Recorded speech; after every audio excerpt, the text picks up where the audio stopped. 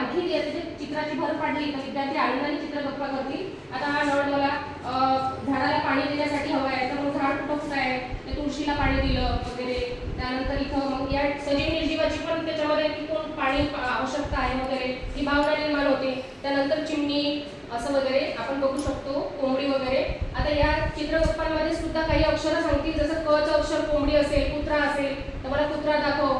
तर अशा प्रकारे आपण त्याला उच्चारांचं जे आहे ते आपण सुरुवातीला चित्रगप्पांच्या माध्यमातून त्याला चित्रवर्णन करून घेऊ शकतो आनंद पद्धतीने। हे आपण बदलू सुद्धा शकतो सर। या ठिकाणी आपण स्माइली वगैरे टाकू शकतो किंवा इतर हे आहे, तर हे अशा प्रकारे आपण त्या विद्यार्थ्याचं नाव देऊन की हा वैभव आहे, वैभव कुठं गेला, आता चहा प्यायला गेला आजोबांसोबत वगैरे, त्याच्या घराच्या संबंधी सुद्धा आपण हे करू शकतो। अशा प्रकारे आपण चेंज करून आनंदाने इमोजी वापरू शकतो।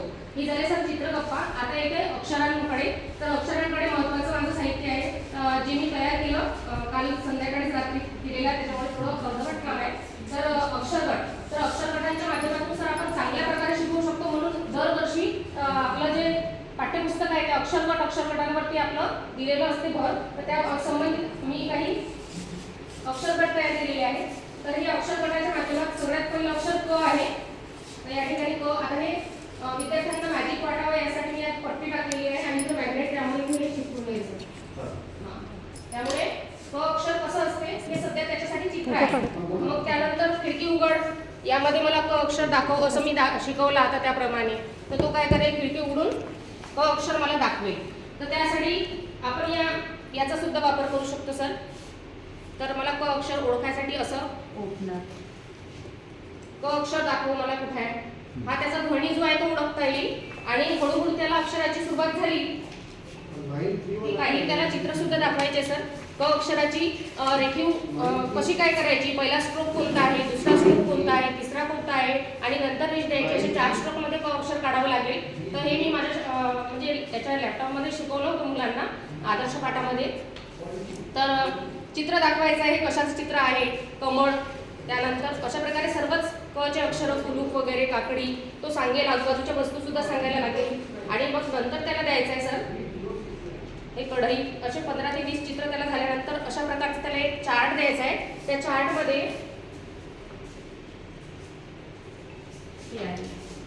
एक भिंग द्यायचं आहे सर। आणि बेटा मला क अक्षराला भिंग जोडून दाखव किंवा क अक्षराला गोल करून दाखव। तर अशा प्रकारे त्याला सांगायचं आहे। हां, तर हे अक्षर सापडून दाखव। तर एखाद्याचं कदाचित ळ अक्षराला सुद्धा होऊ शकते, तर त्यांच्या प्रकारे आपण हे करू शकतो। त्यानंतर आणखी आपण घेऊ शकतो सर, हे ऍक्टिव्हिटी आहे।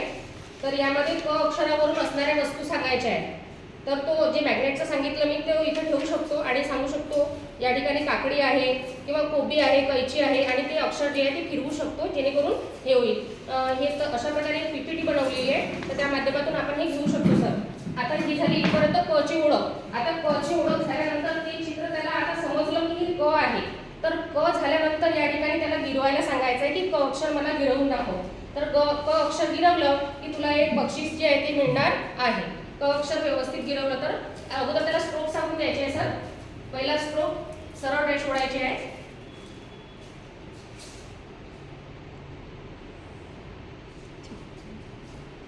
हां क अक्षर व्यवस्थित काढला आहे, परंतु स्ट्रोक चुकीचे काढले आहे। तर स्ट्रोक चुकीचे काढले आहेत तर त्यांना समजून सांगायचं पहिला स्ट्रोक सरळ रेष ओढायची आहे, दुसऱ्या स्ट्रोक मध्ये या साईडने गोल करा, तिसऱ्या स्ट्रोक मध्ये या साईडने गोल करा, अर्ध गोल करा आणि नंतर वरून जे आहे ती त्याला रेष द्यायची आहे। अशा प्रकारे क झाल्यानंतर त्याला एक छोटंसं एक आपल्याकडून गिफ्ट द्यायचं आहे। असे त्याला जे काही आपले मराठी भाषेतील अक्षर आहे ते शिकण्यासाठी प्रोत्साहन म्हणून आपण त्याला काही जर थोडंफार का होईना असं कौतुक म्हणून आपण दिलं तर तो हा अक्षर कधीच विसरणार नाही। मला ही पेन्सिल मिळाली आहे, क अक्षर शिकले तेव्हा हे त्याला लक्षात राहणार आहे। त्यामुळे तो अशा प्रकारचे अक्षर जे आहेत ते त्याच्या मेनूमध्ये फिट बसणार आहे। आता हे झालं सर आता क पर्यंत। आता त्याला काना जो आहे तो शिकताना हे सगळे आता आपण पहिला अक्षरगट संपला। जर पहिल्या अक्षर गटामध्ये आणखी काही वर्ड्स बनवायचे असतील तर 2 अक्षरी शब्द तो बनवू शकतो। हे शब्द बघा काय सर, हे कार्ड चेंज केल्यानंतर शब्द बघ हे सर्व अक्षर आहेत जे पहिल्या अक्षर गटापासूनच बनलेले आहेत। या व्यतिरिक्त आणखी कोणतंच अक्षर बनवू शकत नाही, एवढेच अक्षर पहिल्या अक्षर गटात ते शिकतात। हे अक्षर झाल्यानंतर अक्षर गटाचं कार्ड चेंज केलं आपण का परत आपल्याला वाक्यपाठ आहेत. म्हणजे पहिले शब्द अक्षर शिका, मग शब्द शिका, त्यानंतर वाक्य शिका आणि नंतर वाचनपाठ शिका. वाचनपाठ आता हे कार्ड जर याच्यात टाकलं तुम्ही, हे विद्यार्थीच टाकू शकतात. त्या साईडने टाकलं तर त्यांना आनंद वाटेल.